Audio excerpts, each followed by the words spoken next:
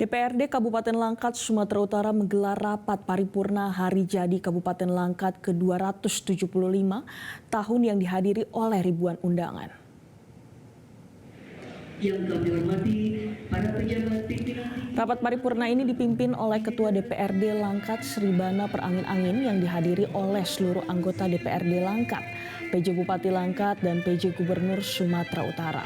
PJ Gubernur Sumatera Utara, Agus Watoni, berpesan agar masyarakat terus menjaga dan melestarikan adat istiadat, di mana menurutnya adat istiadat dan seni budaya merupakan modal bagi Kabupaten Langkat untuk terus maju.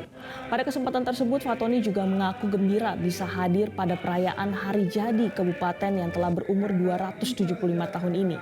Dirinya juga mengajak masyarakat untuk terus menjaga citra dan marwah Sumut. Dalam kesempatan yang sama, PJ Bupati Langkat Faisal Hasrimi mengapresiasi dukungan pemerintah provinsi dan pusat yang telah membantu dalam peningkatan perekonomian Langkat di berbagai sektor. Dirinya juga mengapresiasi dukungan yang telah diberikan selama tahun 2024.